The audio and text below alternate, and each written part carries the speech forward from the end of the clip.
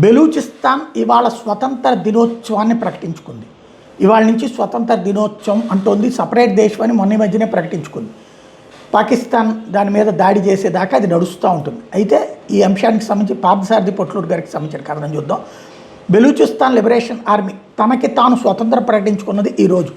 బెలూచీలు తమ రాజ్యాంగాన్ని హిందీ భాషలో రాసుకున్నారు, త్వరలో వెల్లడిస్తారు. బెలూచిస్తాన్ రాజ్యాంగంలో తమ దేశం హిందూ మరియు ముస్లిం దేశంగా పేర్కొన్నారు. బెలూచిస్తాన్లో ఉన్న శక్తిపీఠం హింగ్లాజ్ మాతని దృష్టిలో పెట్టుకుని హిందూ పదంని చేర్చారు బెలూచీలు.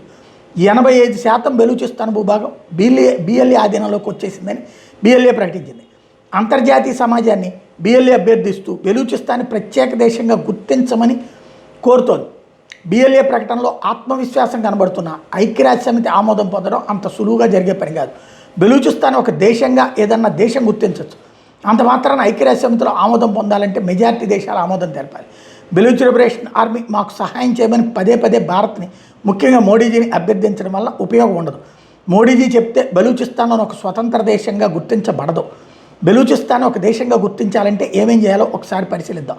1933 డిసెంబర్ 26న ఉరుగ్వేలోని మోంటెవిడియాలో 7వ అంతర్జాతీయ అమెరికా స్టేట్స్ సమావేశాలు జరిగినప్పుడు దేశానికి గుర్తింపు ఇవ్వడానికి కొన్ని ప్రిన్సిపల్స్ని ఆమోదించి సంతకాలు చేసే 19 దేశాలు, ఎక్కువగా అమెరికా నుండి. అప్పటి నుండి ఇవి అంతర్జాతీయ ప్రిన్సిపల్స్గా అమలవుతున్నాయి. మోంటెవిడియో తీర్మానం 1933 అనేది ఒక అంతర్జాతీయ ఒప్పందం. ఈ తీర్మానంలో